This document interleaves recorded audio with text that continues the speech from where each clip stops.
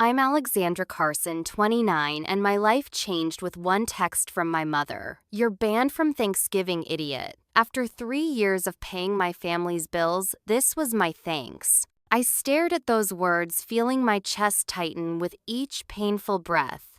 That's when I made a decision that would change everything. If they didn't want me in the family, they wouldn't get my financial support either.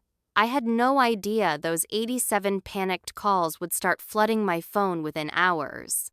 Before I dive into this wild story, where are you watching from today? Hit that like button if you've ever had to deal with ungrateful family members, and subscribe for more real-life drama that proves truth is stranger than fiction.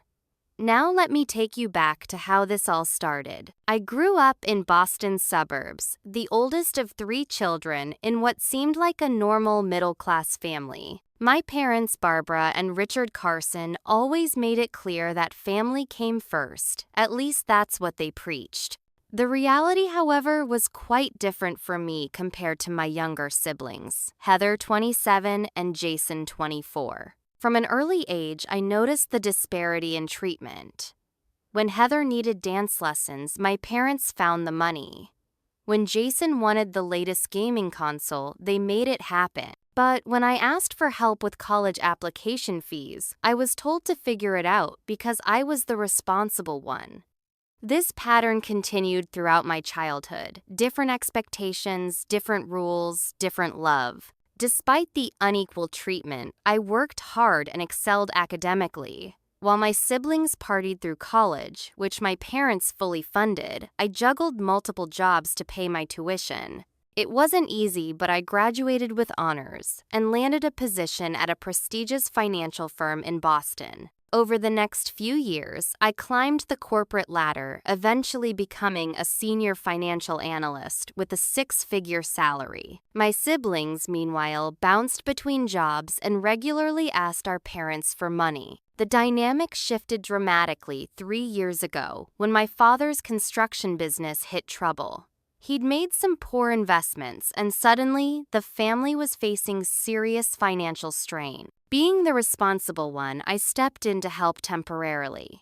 It started small, covering the electric bill one month, the water bill the next. But soon I was paying their mortgage, Heather's car payment, Jason's student loans, the family cell phone plan, and most of their utilities. What was supposed to be temporary assistance quickly became expected. My parents never discussed when they might take back financial responsibility. Instead, they acted as if my support was simply what a good daughter should provide. "Family helps family," my mother would say whenever I brought up the subject of them resuming their financial independence. While my bank account drained, the emotional distance grew. I was good enough to fund their lives, but not important enough to be included in family decisions. Last Easter, I arrived to find they'd changed the traditional dinner time without telling me. I sat alone for an hour before they all showed up. When I expressed my hurt, my mother, Barbara, simply said, "Oh, don't be so sensitive. We thought we told you." The worst was when I received my promotion 6 months ago. Instead of celebration, I got criticism from my mother at the family dinner I'd paid for. "Financial analysis isn't a real job for a woman," she announced to everyone at the table. "And maybe if you weren't so obsessed with work, you'd have found a husband by now." The table fell silent, but no one defended me. I excused myself to the bathroom and cried, then plastered on a smile and returned to pay the check. Every attempt to establish boundaries was met with emotional manipulation. "After all, we've sacrificed for you," my father would say. Or my mother's favorite, "I guess your family just isn't as important to you as your fancy job." I'd cave every time writing another check while swallowing my hurt. By my calculations, I've contributed approximately $78,400 to my family's expenses over the past 3 years. Money that could have gone toward my own future, my retirement, or even just some well-deserved vacations. Instead, it went into a black hole of family obligation that brought me no joy, no appreciation, and certainly no respect. My recent promotion came with additional responsibilities and a nice salary bump, which seemed to fuel even more jealousy from my family. Heather made snide comments about my fancy designer clothes, which were actually outlet purchases I'd saved for, while Jason rolled his eyes whenever I mentioned work challenges. My parents simply saw the bigger paycheck as an opportunity to upgrade their lifestyle at my expense. Despite everything, I still wanted to be part of the family. I still hoped that one day they would see me, really see me for who I was and not what I could provide. That hope was what kept me answering their calls, paying their bills, and showing up for family events even when I knew I'd leave feeling worse than when I arrived. But sometimes a single moment can crystallize years of hurt into perfect clarity. For me, that moment was about to arrive in the form of a Thanksgiving text message. November had always been a complicated month for our family.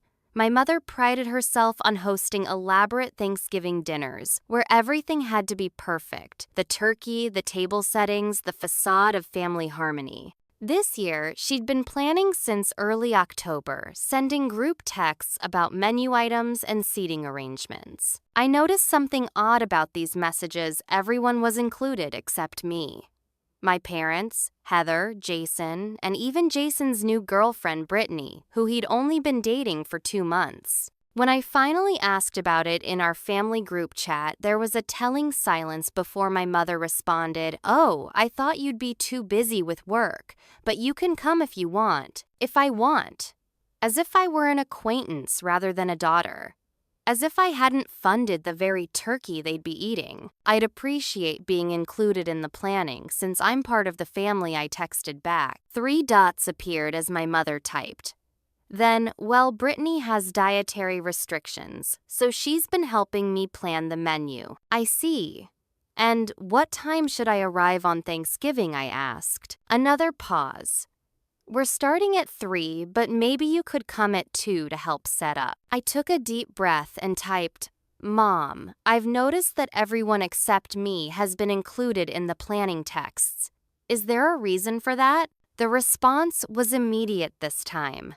Not everything is about you, Alexandra. Brittany has been so helpful with planning while you're always working. Maybe you should take notes. Something snapped inside me. After 3 years of financial support and a lifetime of emotional neglect, I called my mother instead of texting. She answered with an irritated, "What now?" "Mom, I'm just trying to understand why I'm being excluded from family planning when I'm the one who's going to end up paying for most of Thanksgiving dinner," I said, trying to keep my voice steady. "Here we go again," she sighed dramatically. "Always bringing up money. You know, nobody forced you to help us out. If you're going to throw it in our faces every chance you get, maybe you shouldn't bother coming at all." "That's not what I'm saying," I replied, my voice rising. "I just want to be treated like I'm actually part of this family instead of just the family ATM." "Well, maybe if you acted like part of the family, instead of some high and mighty career woman who thinks she's better than everyone else, you would be treated differently," she snapped. "When have I ever acted like I'm better than anyone I've bent over backwards to help everyone out?" "Oh, please," my mother scoffed. "You think we don't notice your judgment, the way you look at Jason's apartment or Heather's job, the way you check your watch every 5 minutes when you're here, like you've got somewhere more important to be." I was stunned. "That's how you see me. After everything I've done, what you've done is your choice," she said coldly. "Nobody asked you to take over Dad's responsibilities." That was a lie. They had definitely asked, begged even, but I didn't have the energy to argue that point.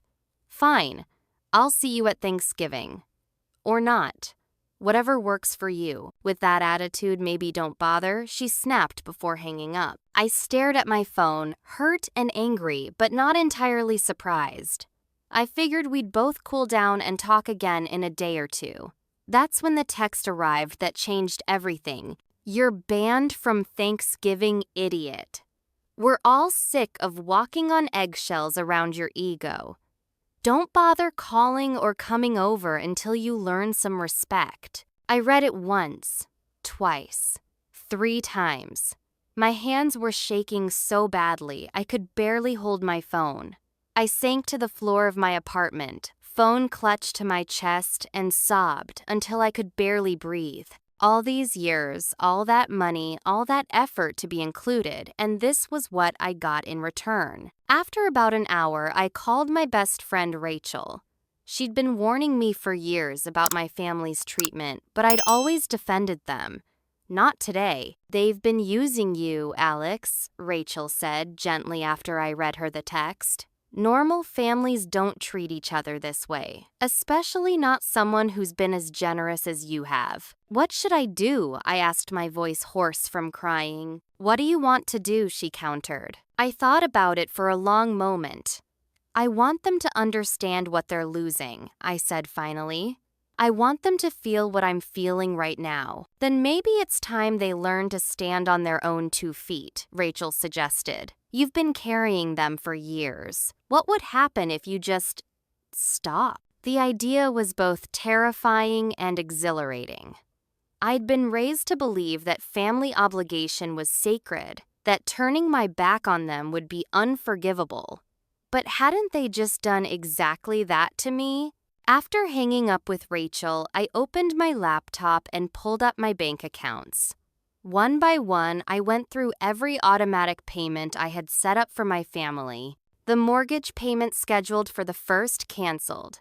Heather's car payment due on the 5th canceled.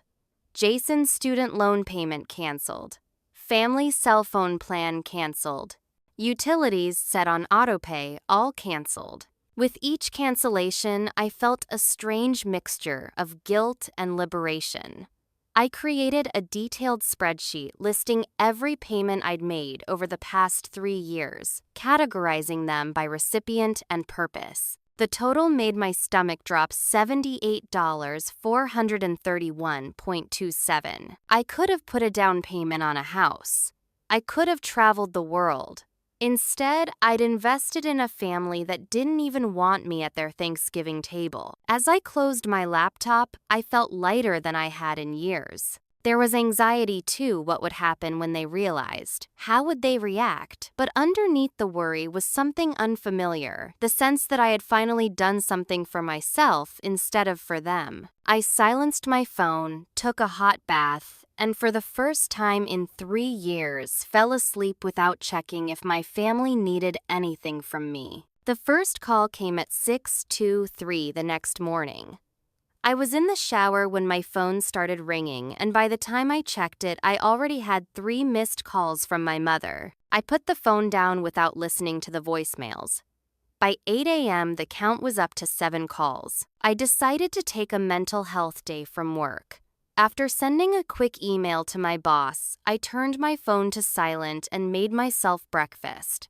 It was strange having a peaceful morning without family drama interrupting. I savored my coffee, read a few chapters of a novel I'd been neglecting, and purposely avoided checking my messages. When I finally looked at my phone around noon, I was shocked. 17 missed calls. 5 from Mom, 4 from Dad, 3 from Heather, 2 from Jason, and even calls from Aunt Susan, Uncle Robert, and my cousin Megan.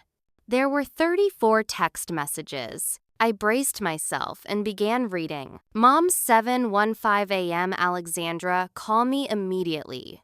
There must be some mistake with the mortgage payment. Mom, 7:46 a.m. This isn't funny. Call me back now. Mom, 8:12 a.m. The bank says the payment was canceled. What did you do? Dad, 8:30 a.m. Alex, please call when you get this. We need to discuss the mortgage situation. Dad, 9:04 a.m. Your mother is very upset. Whatever disagreement you had, this isn't the way to handle it. Please call. Heather, 9:17 a.m. What the fuck, Alex? The car loan company just called me. Are you seriously doing this? Heather, 9:18 a.m. You can't just cut people off without warning. What am I supposed to do now? Jason, 1:005 a.m. You think you're so smart with your money games. Real, mature. Jason 1006 a.m. Mom's crying because of you. Hope you're happy. The messages continued in this vein, growing increasingly desperate or angry depending on the sender. My mother's tone shifted from commanding to threatening to weirdly pleading as the hours passed. My father tried to maintain a diplomatic approach, but couldn't hide his panic about the mortgage. Heather vacillated between rage and tearful manipulation. Jason was just plain nasty. By early afternoon, the notifications were specific to each financial domino falling. Mom, 1:14 p.m. The mortgage company says we're at risk of late payment status. This will affect our credit score. Heather, 1:27 p.m. My car payment is past due. They're threatening to report it. Is that what you want? Jason, 2:15 p.m. Got a notice about my student loan. This is going to mess up my credit, you selfish witch. Dad, 2:45 p.m. The power company called. Alex, please. This has gone too far. I read each message with a strange detachment. For years, I jumped whenever they called, ready to solve whatever crisis they presented. Now I realize those crises were largely of their own making and not my responsibility to fix. The family cell phone plan notifications started rolling in around 3 p.m. Apparently, they'd all received messages that service would be discontinued in 24 hours due to non-payment. That triggered another wave of angry texts. Aunt Susan's approach was different from the rest. Her message simply read, Alex, I don't know what happened between you and your parents, but I hope you're okay. I'm here if you need to talk. I almost called her back. Aunt Susan had always been the most reasonable member of the extended family. But I wasn't ready to explain myself to anyone, yet not even her. At 4:30 p.m., my boss Marlene texted, everything okay, not like you to miss work. I responded to her immediately. Just needed a mental health day. Family stuff. I'll be in tomorrow. Her reply was kind. Take care of yourself. We'll manage today. I was struck by the contrast how my boss of 3 years showed more concern for my well-being than my family had in ages. By evening, the call count had reached 25, and the tone of the messages had shifted. Now they were consulting each other about me. Mom to family group chat. Has anyone actually spoken to Alexandra today? Dad, no, she's not picking up for me either. Heather, she's obviously doing this on purpose. Jason, she's lost her mind. Dad, let's not jump to conclusions. She might be sick or something happened. Mom, well, whatever it is, she's putting us in a terrible position. The mortgage is due today. That was the moment I realized they were more concerned about the financial implications than whether I was okay. No one had texted, "Are you all right?" or "Is something wrong?" Their primary concern was the money. I made myself dinner, poured a glass of wine, and turned on a movie luxuries. I rarely allowed myself because I was always saving money to help them. As the evening wore on, I felt the weight of years of obligation beginning to lift, even as my phone continued to light up with their demands and accusations. Before bed, I checked one last time, 32 missed calls and over 50 text messages. I turned my phone off completely, took a sleeping pill, and slept better than I had in years. I woke the next morning feeling both lighter and heavier because I'd finally stood up for myself, heavier because I knew the situation was far from over. After getting ready for work, I reluctantly turned my phone back on. It immediately began buzzing with notifications. The call count had reached 45 overnight. What was most surprising were the voicemails from distant relatives I barely spoke to. Clearly, my parents had been rallying the troops. I deleted them all without listening. I needed to get to work, and I couldn't let their drama consume another day. My morning at the office was productive. I threw myself into a financial analysis project, grateful for the distraction. Around 11 a.m., my assistant Diane knocked on my door. "Alex, your mother is here." My stomach dropped. My mother, here at the office. Diane nodded, looking uncomfortable. She's in the lobby. She says it's urgent. I considered having security escort her out, but decided that would only create more drama. Tell her I'll be down in 5 minutes. I took several deep breaths, checked my appearance in my compact mirror, and headed to the lobby. My mother was pacing near the reception desk, looking disheveled, something I'd never seen before. She always took pride in her perfectly coiffed hair and coordinated outfits. Today, her hair was hastily pulled back, and she was wearing the same sweater she'd had on 2 days ago. "Alexandra," she said when she saw me, her voice carrying across the lobby. "Finally. You can't just ignore your family like this." "Mom, this is my workplace," I said quietly, guiding her to a more private corner. "What are you doing here?" "What am I doing here? What are you doing?" she hissed. The mortgage payment bounced. The utilities are about to be shut off.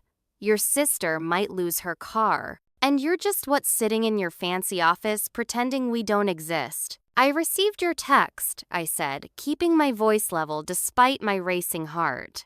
"I believe you said I was banned from the family until I learned some respect. I'm simply respecting your wishes." Her face flushed. "Don't twist my words. You know that wasn't about financial support." "No, then what exactly was I being banned from? Just Thanksgiving dinner, or the family as a whole?" She faltered for a moment. "You're being ridiculous.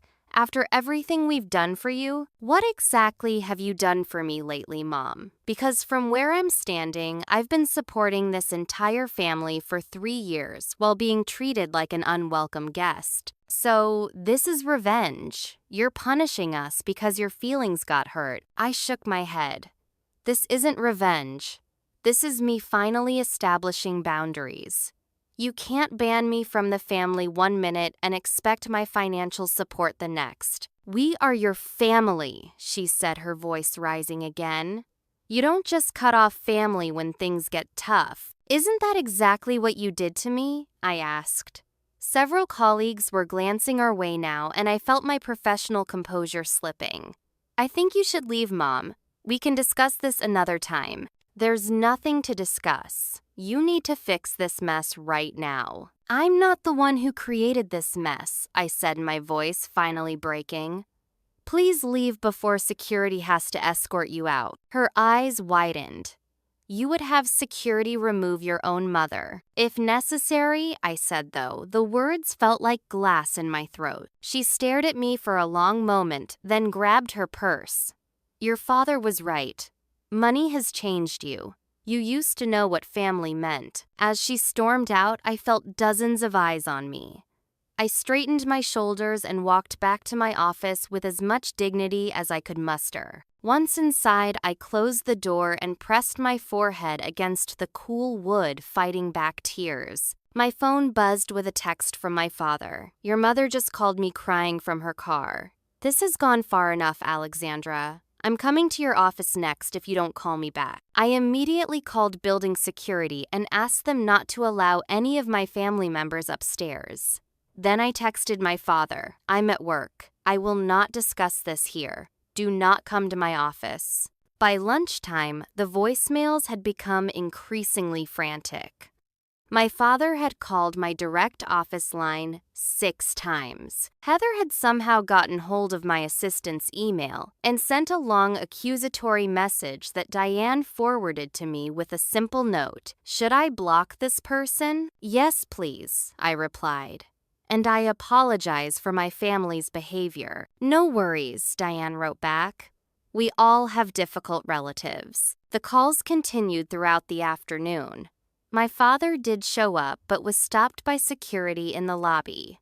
My boss, Marlene, came by around 3 p.m. "Everything okay?" Security called about a disturbance with a family member. I felt my face burning with embarrassment. "I'm so sorry about that. I'm having some personal issues with my family. It won't affect my work, I promise." Marlene studied me for a moment. "Alex, you've been carrying this team for 3 years. If you need time to deal with personal matters, just say the word." Her kindness nearly broke me. Thank you, but I'm okay. Work is actually helping me stay focused. She nodded. My door is open if you need to talk.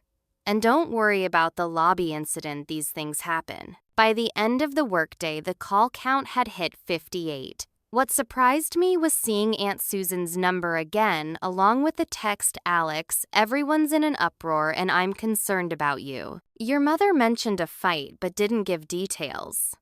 I'm here if you want to talk." I hesitated, then replied, "Thanks, Aunt Susan. I appreciate your concern. I'm okay, just setting some necessary boundaries." Her response was quick, "Good for you. That's been a long time coming." I stared at her text, shocked. Had she seen what was happening all along? That evening, my sister Heather took the family drama public, posting on social media. When your own sister cuts you off financially, without warning, and refuses to even talk to you. Number, family betrayal. Number, heartbroken.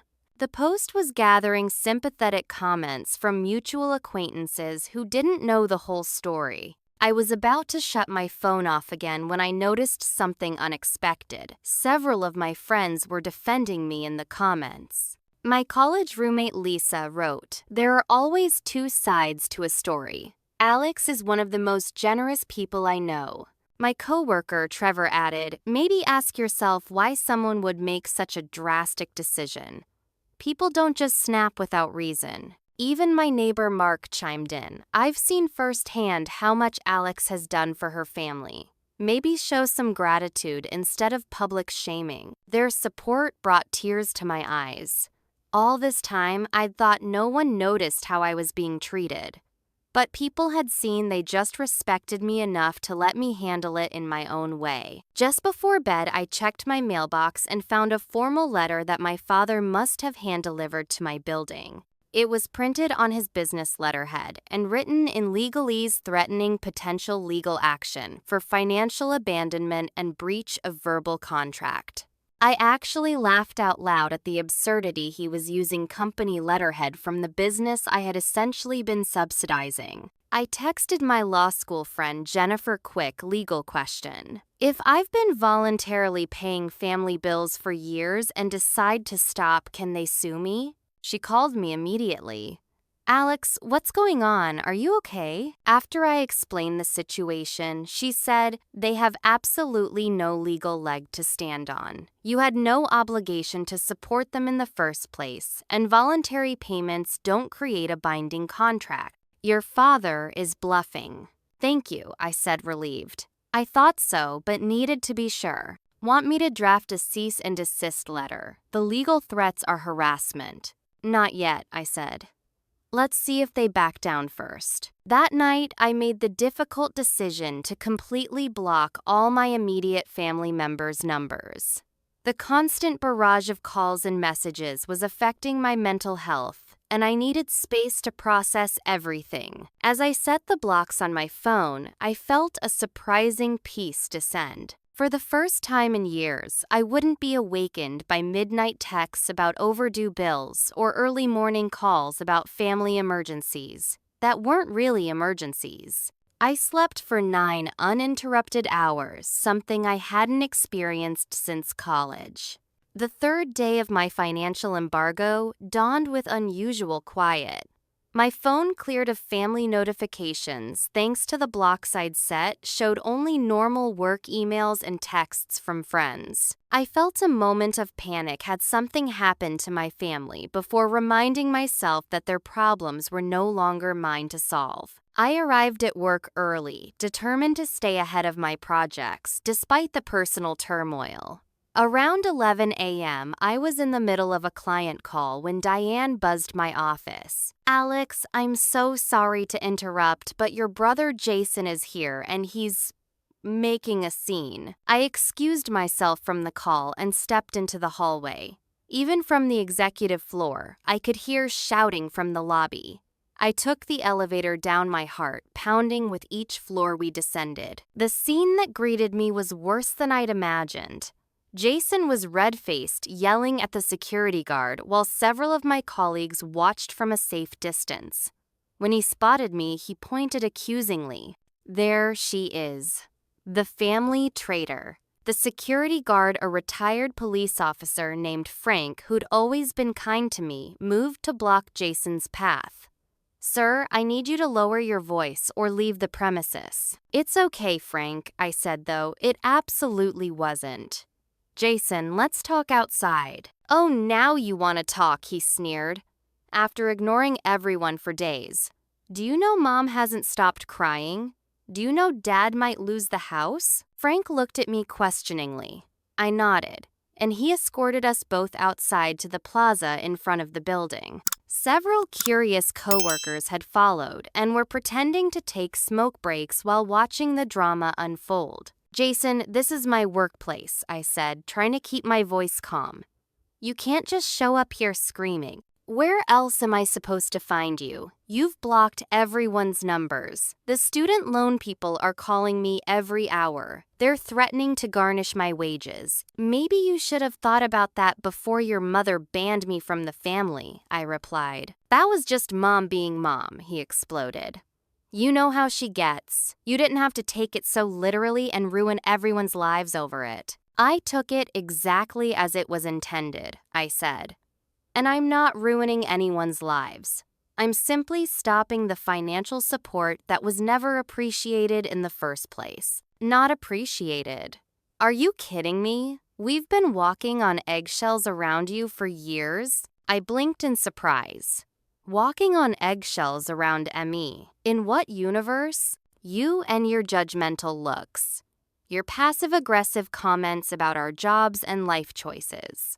Acting like you're so much better than everyone because you make more money." I was genuinely confused. "Jason, I have never judged you or anyone else in the family for your choices.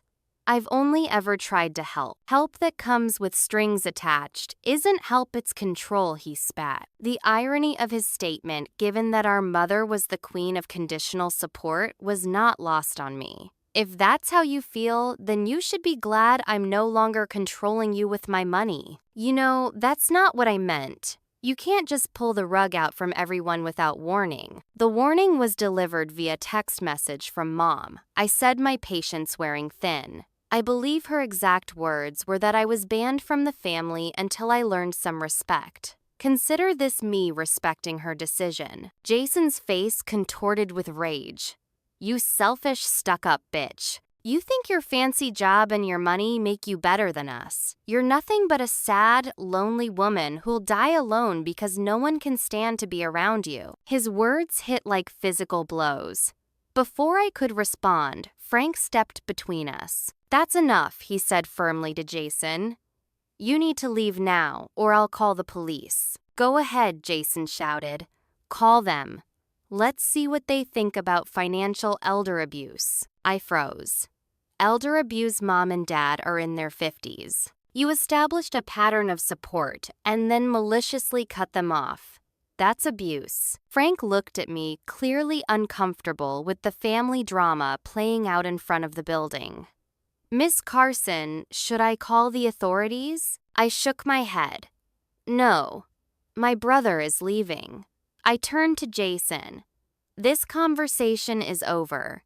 Do not come to my workplace again." "This isn't over," he threatened, but he backed away when Frank moved toward him. Not by a long shot. As he stormed off, I noticed a small crowd of coworkers had gathered pretending not to watch. My humiliation was complete. I nodded to Frank and walked back inside straight to the bathroom, where I locked myself in a stall and tried to control my breathing. My phone buzzed with a text from Trevor, the coworker who had defended me on social media. "You okay? That looked intense." "I've been better," I replied honestly. "Some of us are grabbing lunch if you want to join." No questions asked, just friendly faces. His kindness brought tears to my eyes. "Give me 10 minutes. Lunch with colleagues who asked about my weekend plans instead of family drama was refreshingly normal. No one mentioned the scene with Jason, though Trevor squeezed my shoulder supportively when I returned to the office. That afternoon, I discovered my sister Heather had escalated her social media campaign against me. She'd posted a tearful video describing how I'd abandoned the family and left everyone in financial ruin. She cleverly avoided mentioning how long I'd been supporting everyone or what might have triggered my decision. The post was gaining traction with distant relatives and family friends commenting their shock and disappointment in me. But again, I noticed friends and even some relatives coming to my defense. My cousin Megan wrote, "Maybe ask yourself why Alex felt the need to step back. Seems like there's more to this story." And surprisingly, Aunt Susan chimed in, "Heather, take this down. Family matters should be handled privately, not aired on social media for attention." By the end of the workday, the call count had officially reached 87.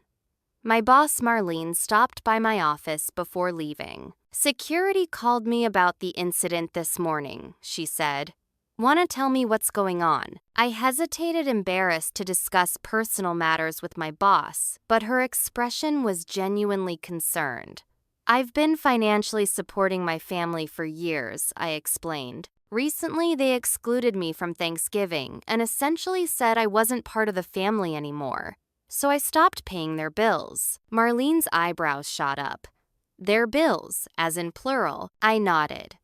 "Mortgage, car payments, student loans, utilities, pretty much everything. And they came to your workplace to harass you about it." She shook her head. "That's completely unacceptable. I'm placing a note with security. No family members are to be allowed in the building." "I'm sorry about all this," I said, mortified. "Don't apologize for their behavior," she said firmly. "And Alex, for what it's worth, I think you made the right call. No one should be taken for granted like that." That evening, I arrived home to find a formal letter from my father had been slipped under my apartment door. It was more threatening than the first, mentioning potential lawsuits for emotional distress and financial abandonment, along with vague references to legal precedent for family obligation. I forwarded a photo of the letter to Jennifer, who called me immediately. "This is pure intimidation, with zero legal merit," she said. "Want me to send a cease and desist now? This is harassment." "Yes," I decided. "It's time to end this." While Jennifer worked on the letter, I made myself dinner and tried to focus on a book. Around 8 p.m., my landline rang, a number I'd almost forgotten existed since everyone used my cell. I answered cautiously. "Hello, Alexandra. It was my father." "Finally.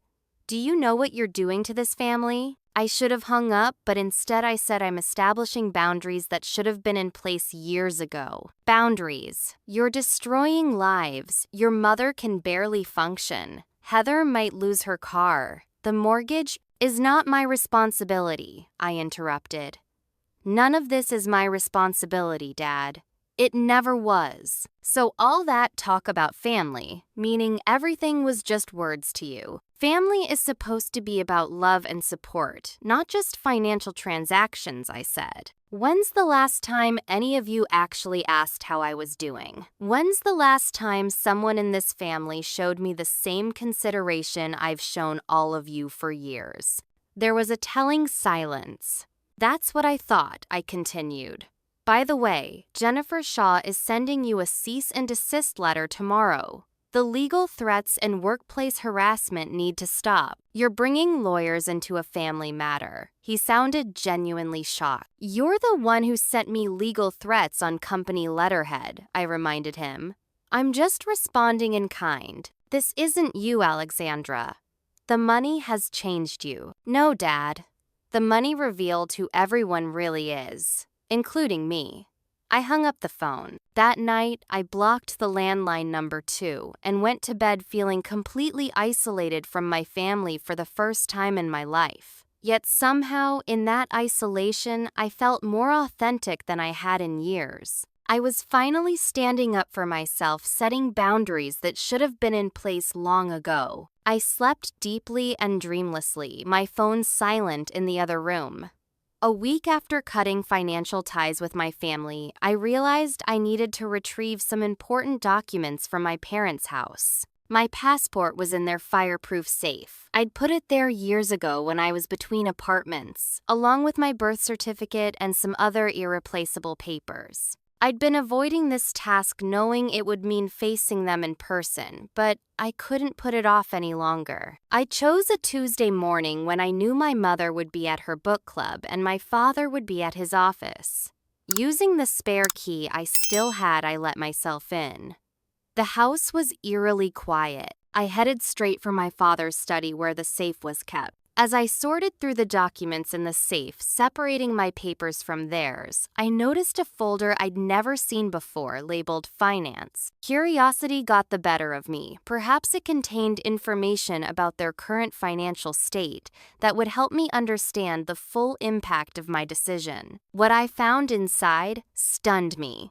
Bank statements, investment reports, a second mortgage application from just 4 months ago. As I flipped through the pages, a very different picture emerged than the one my family had painted. My parents weren't struggling financially at all. In fact, they had a healthy savings account with over $120 zero inches it.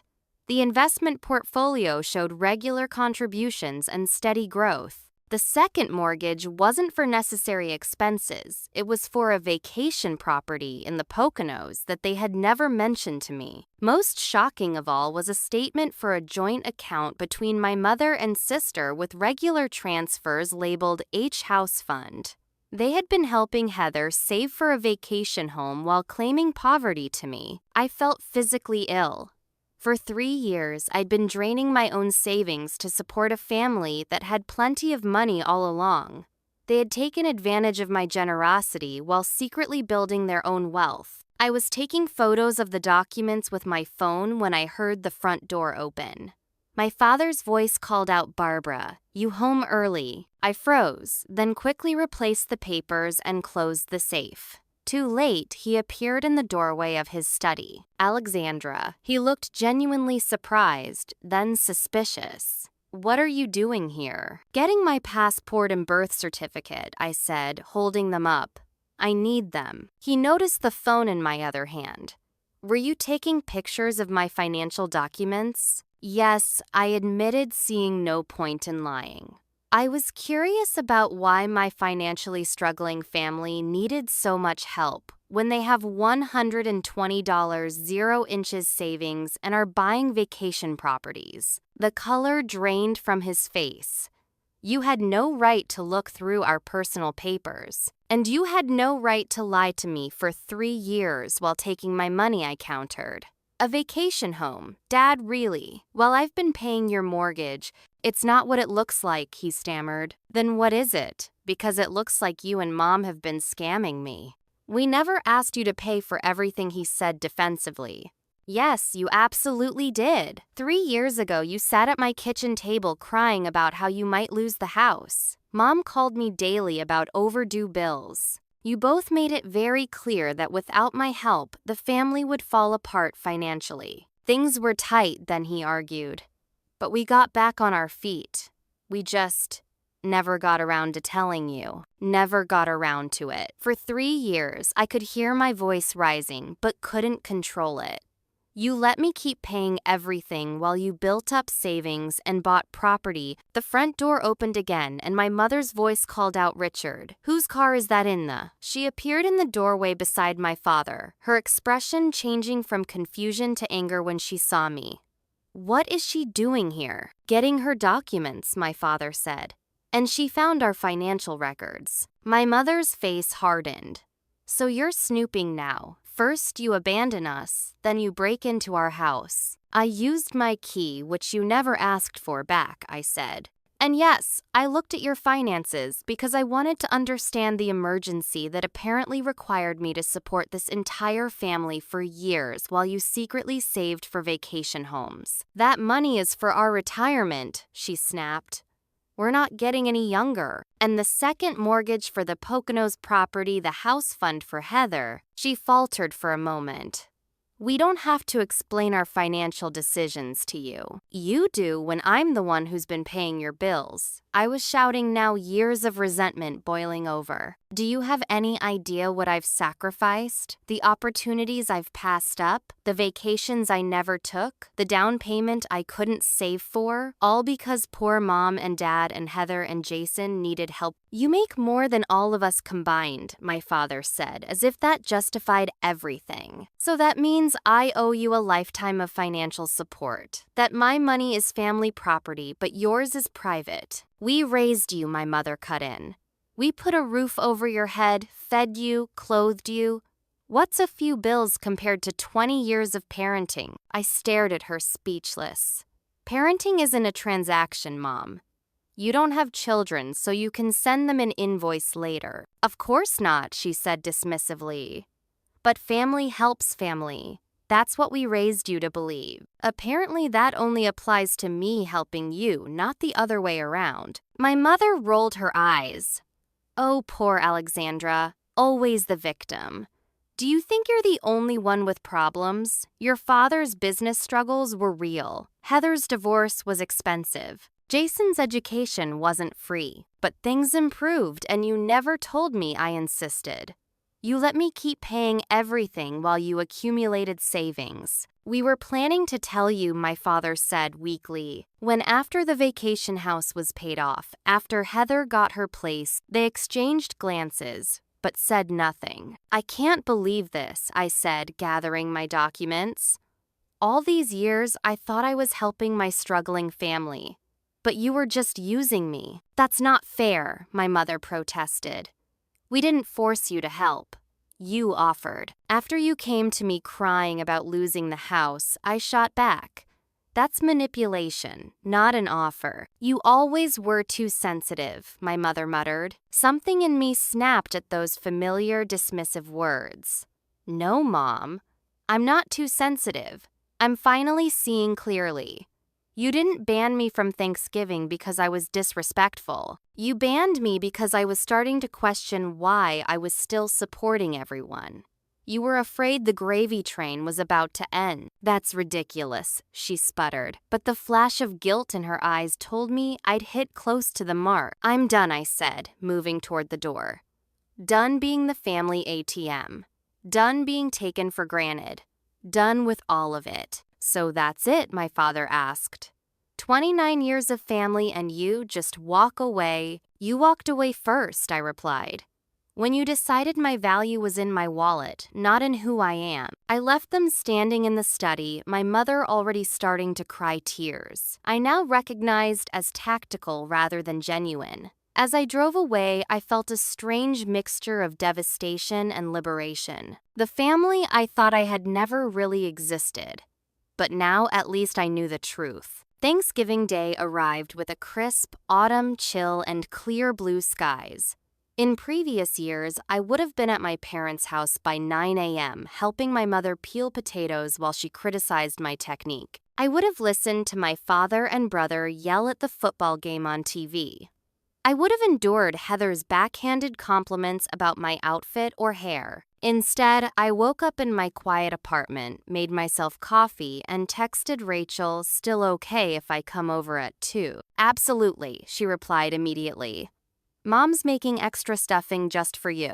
Rachel had insisted I join her family for Thanksgiving when she heard I would be alone. Nobody should be by themselves on a holiday, she'd declared. Especially not after what you've been through. I spent the morning preparing the apple pie I'd promised to bring, enjoying the simple pleasure of baking without time, pressure, or criticism. My phone remained blissfully quiet, no desperate calls from family members with last-minute emergencies or requests. At 2 p.m., I arrived at Rachel's parents' home in Brookline, pie in hand, nervous about intruding on another family's holiday. Rachel's mother, Judith, opened the door and immediately enveloped me in a warm hug. Alexandra, we're so happy you could join us, she said, ushering me inside.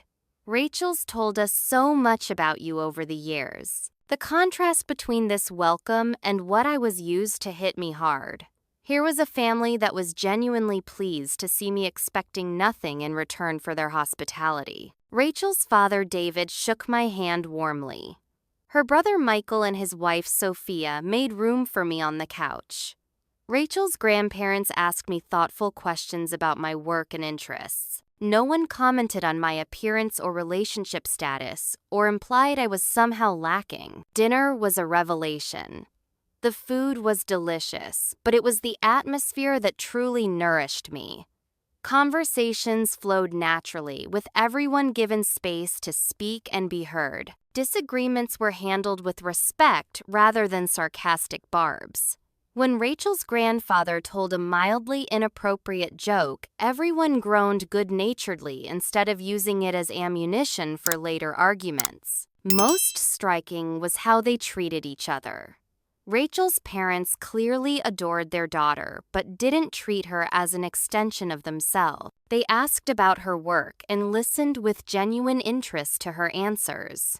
When she mentioned a challenging project, they offered support without taking over. I realized with a pang that this was what family was supposed to be like. Not perfect, but fundamentally kind and respectful. After dinner, as we helped clear the table, Rachel nudged me. "You okay? You seem a little quiet." "I'm more than okay," I said, surprised to find tears in my eyes. "Your family is wonderful." She smiled. "They have their moments, believe me. But yeah, they're pretty great. Thank you for sharing them with me today." "Hey, what are friends for?" she said, bumping my shoulder with hers. Later that evening, after pie and coffee, I checked my phone for the first time in hours. There was a text from Aunt Susan. "Hope you're having a nice day, wherever you are. Thanksgiving at your parents' was tense, to put it mildly.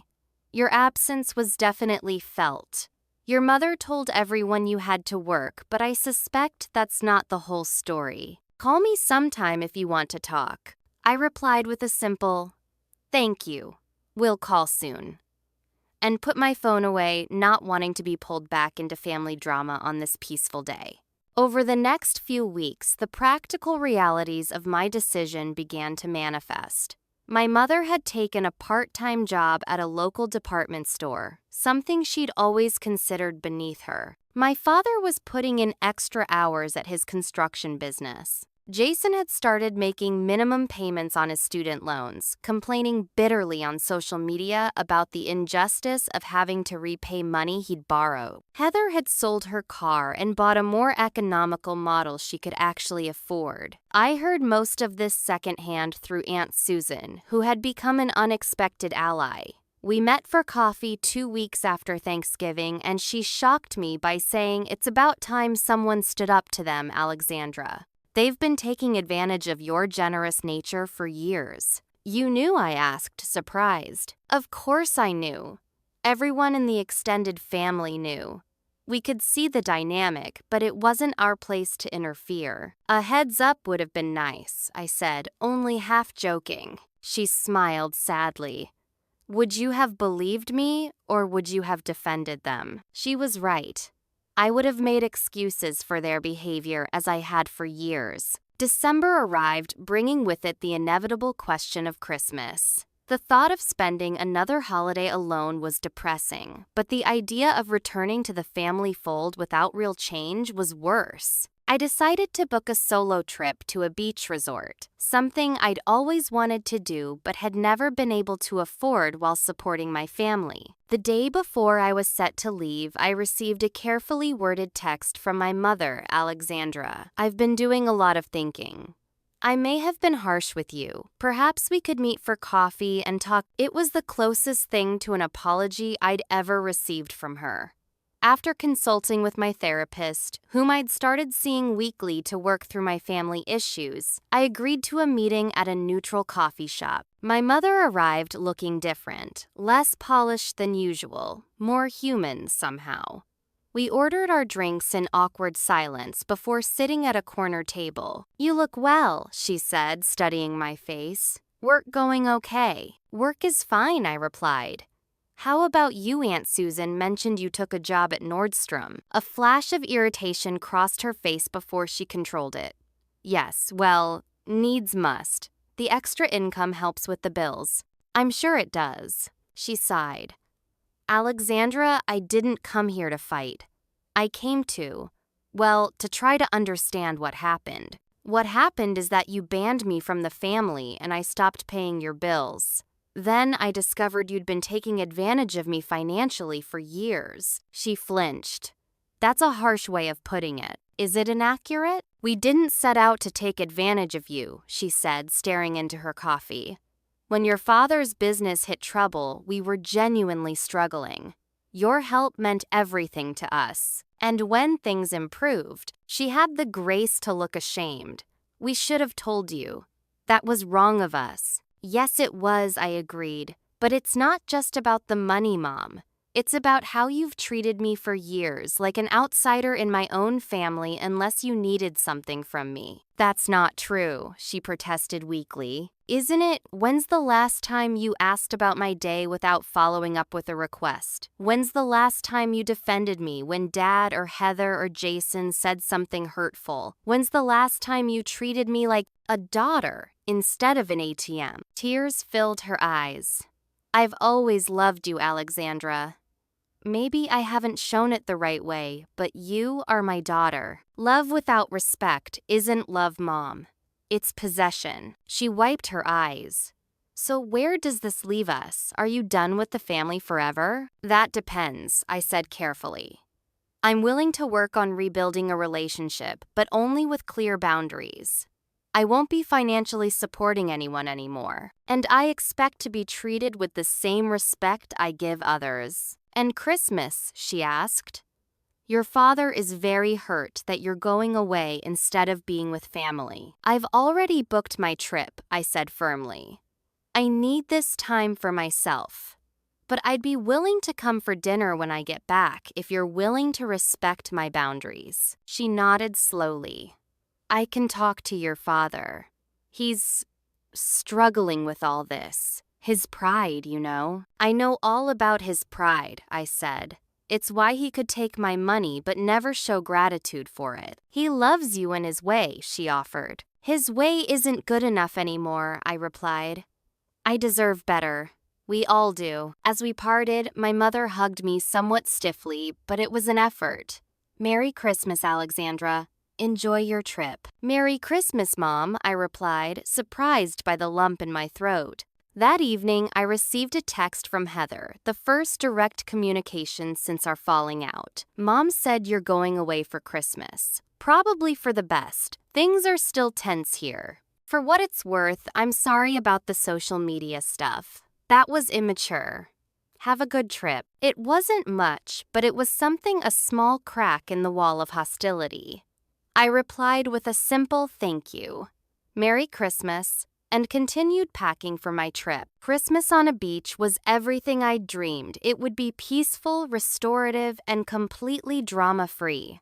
I sent polite holiday texts to my family members and received equally polite responses. It wasn't warm, but it wasn't war either. It was a start. January brought freezing temperatures to Boston and a slow thaw in my family relationships. 2 months after cutting financial ties, I received a text from my mother that showed the first signs of genuine change. "Alexandra, I've been doing a lot of thinking about what you said. You were right about many things. I'm sorry for how we treated you. If you're willing, I'd like to meet again, just us. No agenda, no requests." I showed the message to my therapist, Dr. Levine, during our weekly session. "What do you think?" she asked. "Do you believe her sincerity?" I'm not sure, I admitted. "This is the most direct apology I've ever gotten from her, but I've been fooled before. What would a genuine reconciliation look like to you?" I thought about it. Acknowledgement of what they did. Real apologies, not just "sorry you feel that way." And most importantly, treating me like a daughter they value, not a resource they can exploit. And if they can't provide that, then I'll keep my distance, I said firmly.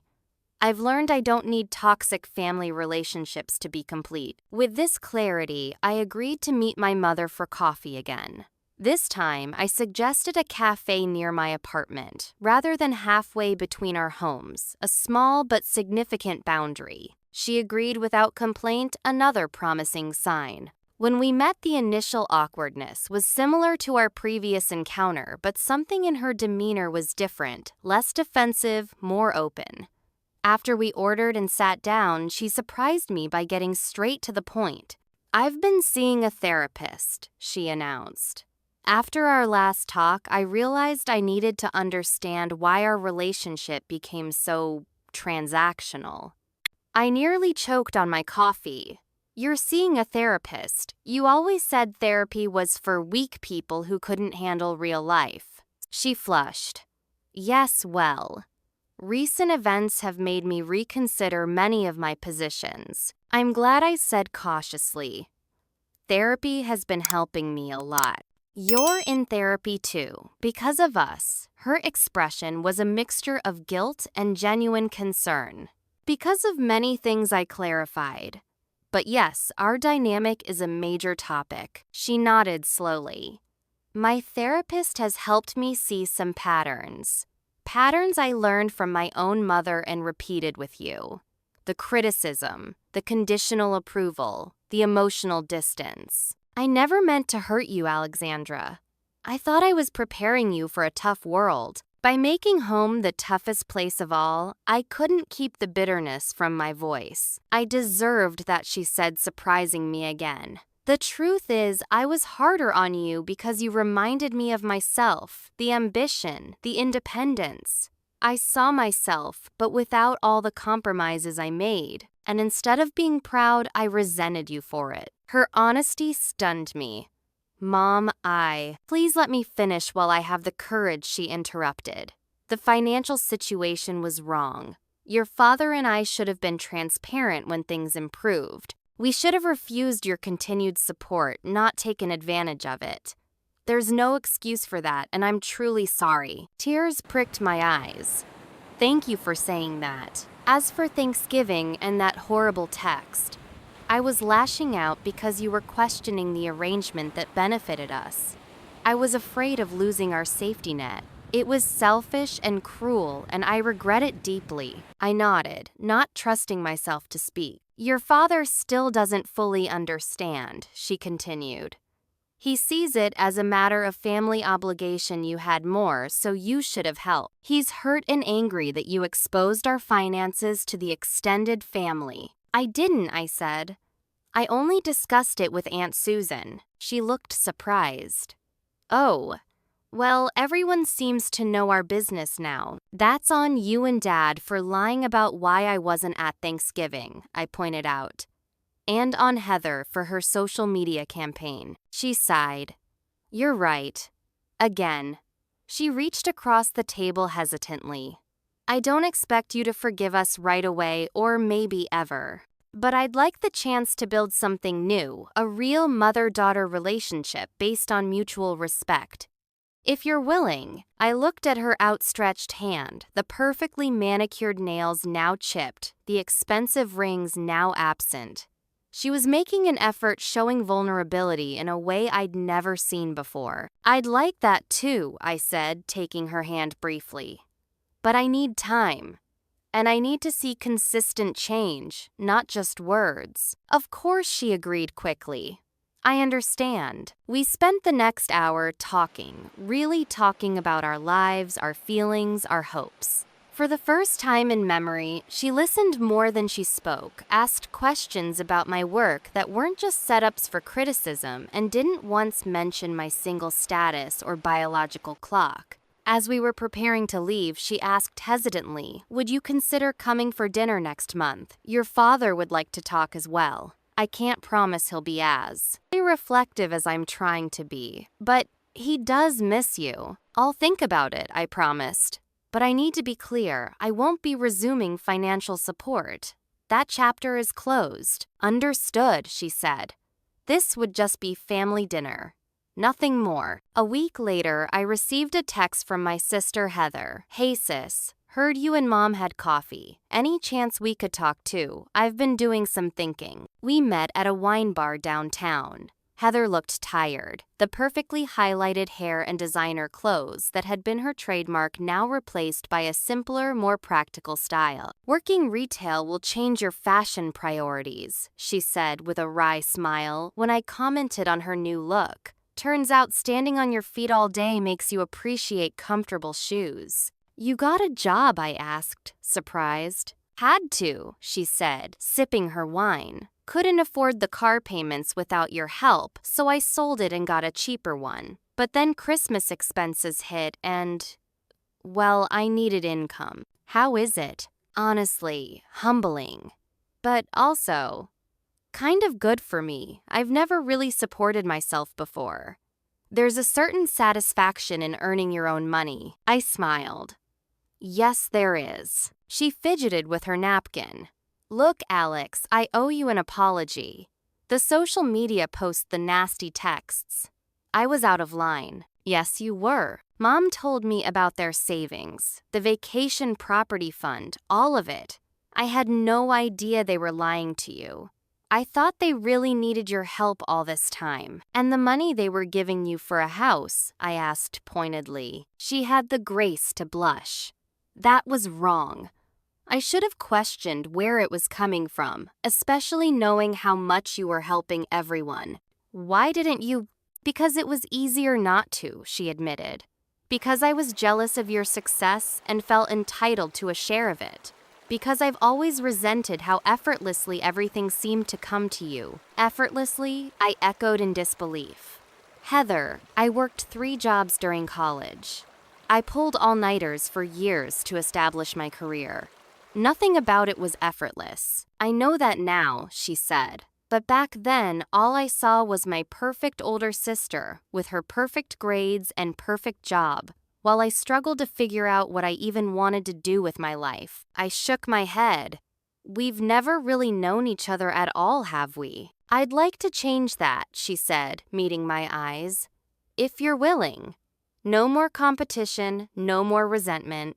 Just sisters." I'd like that, I said cautiously. But like I told Mom, I need to see consistent change. Words are easy. "Fair enough," she agreed. "And just so we're clear, I'm not asking for money. I'm actually kind of proud of figuring things out on my own." As winter melted into spring, these cautious reconnections continued.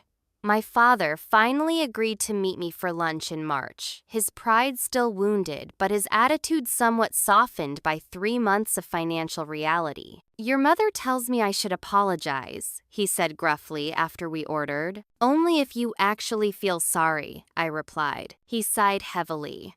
"I'm sorry we weren't more transparent about our finances. That was wrong. And the legal threats, the workplace harassment." I was angry, he said, not quite meeting my eyes.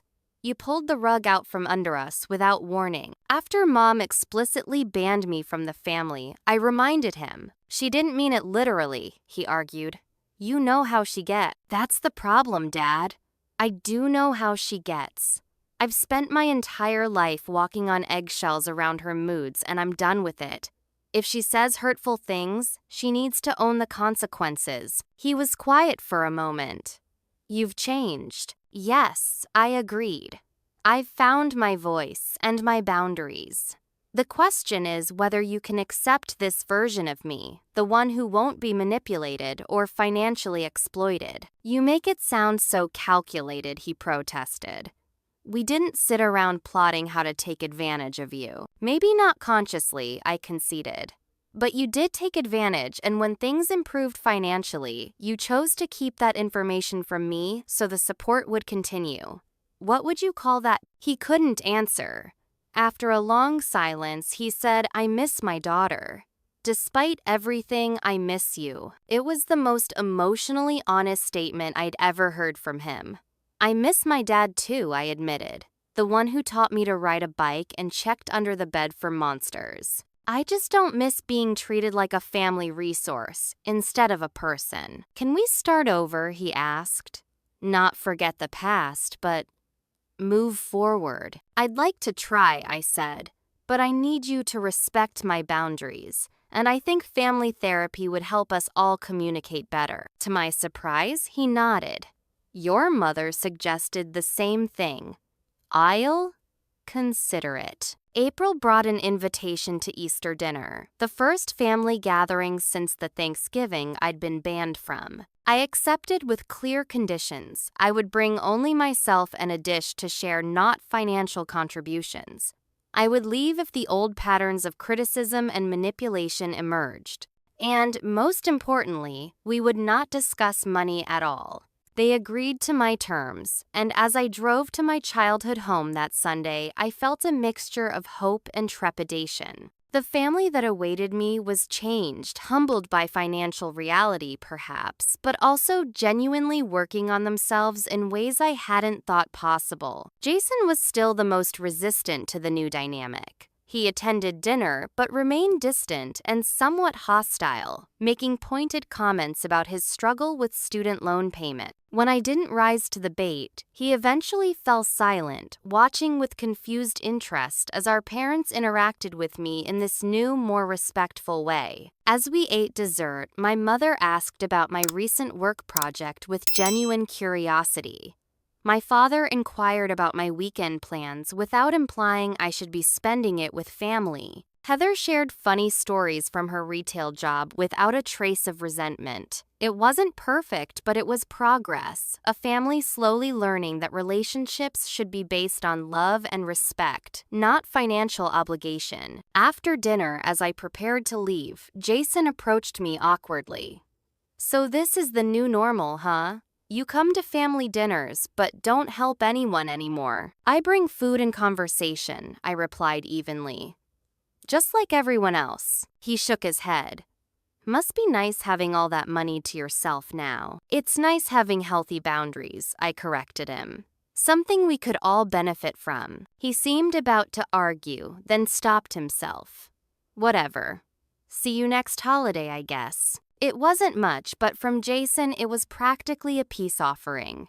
"See you then," I agreed. As I drove home, I reflected on the journey of the past 6 months.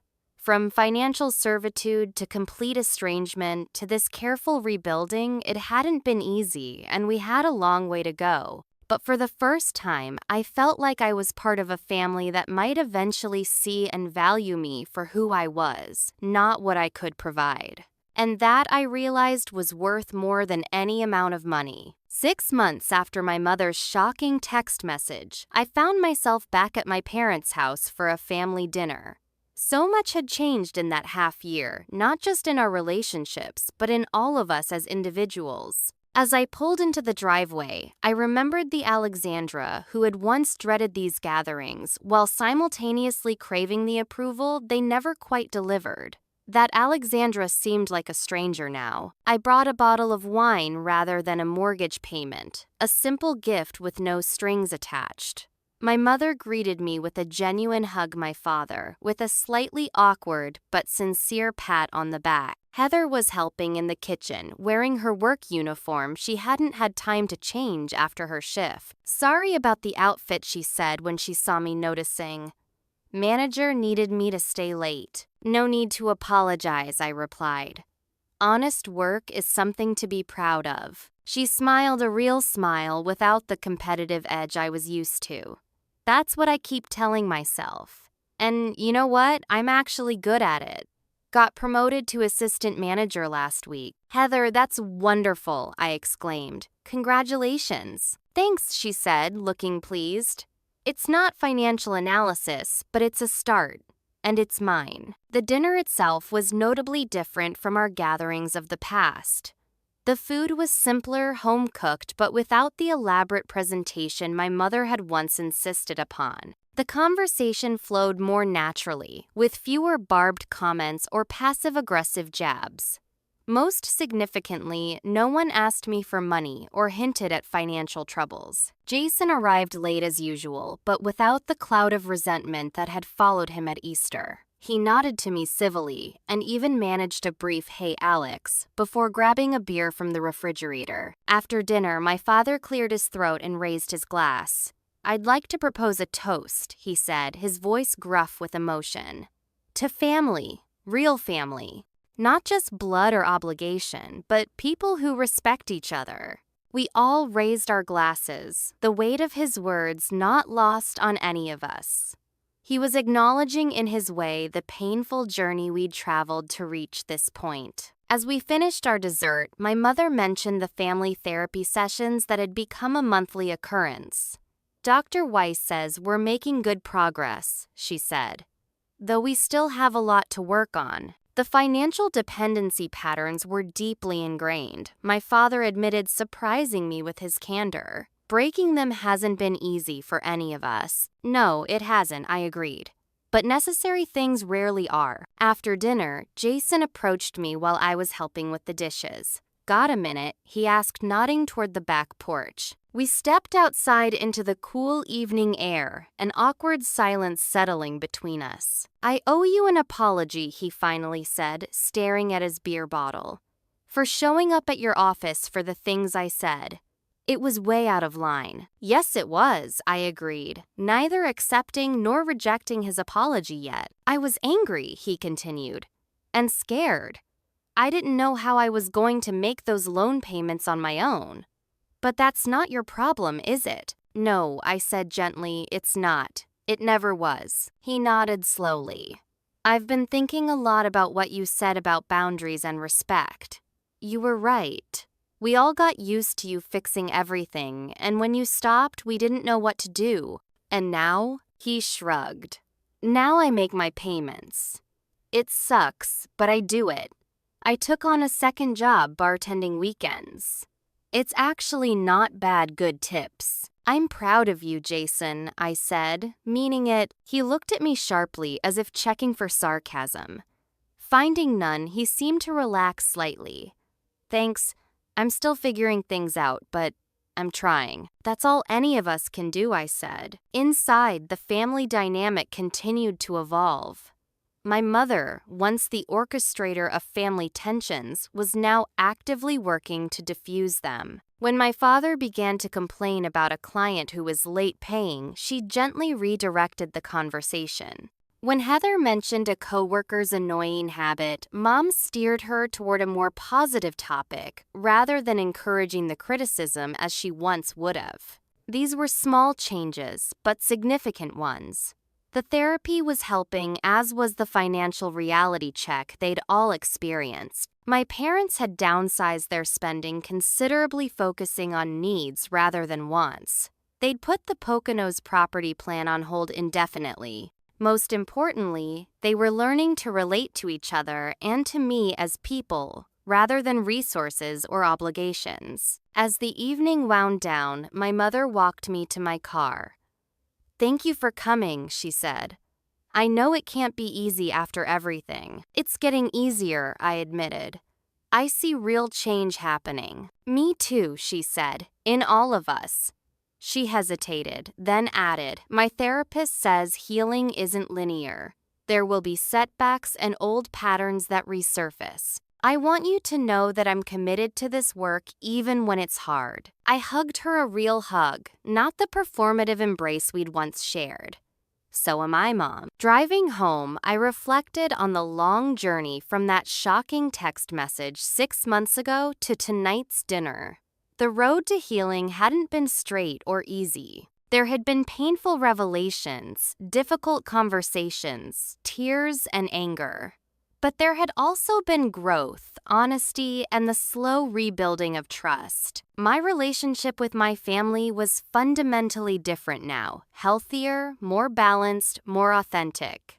We were learning to love each other as we actually were, not as we wished each other to be. The financial ties that had bound us in such unhealthy ways were severed, replaced by emotional connections built on mutual respect. The most profound change, however, was within myself. I had discovered my own worth beyond what I could provide for others. I had learned to set boundaries and stand firm when they were challenged. I had found my voice and the courage to use it, even when doing so was frightening or painful. The Alexandra who had once paid bills in exchange for conditional love was gone. In her place stood a stronger, more confident woman who understood that true family relationships should nurture your growth rather than exploit your success. As I arrived home to my apartment, which now contained actual furniture and decorations instead of just the basics I'd allowed myself while supporting my family, I felt a deep sense of peace. The 87 panicked phone calls that had once seemed so important were now just part of a story, my story, of growth and transformation.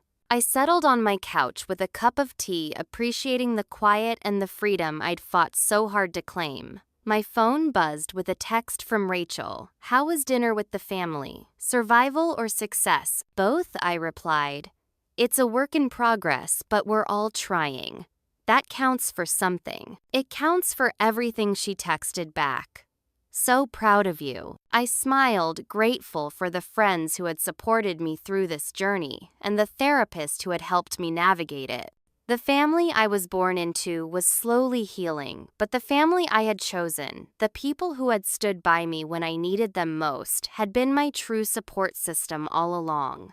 That night, as I drifted off to sleep, I felt truly thankful, not for the material things I could now afford, but for the emotional freedom I had claimed. The journey wasn't over. There would be more challenges, more growth, more healing ahead. But I was ready to face it all with the knowledge that I was enough, just as I was. Have you ever had to set difficult boundaries with family members? How did you handle the aftermath? Share your experiences in the comments below. Don't forget to like this video if my story resonated with you, subscribe for more real-life experiences, and hit that notification bell to stay updated on new uploads. Thank you for listening to my journey, and remember, true family supports your growth rather than exploiting your success.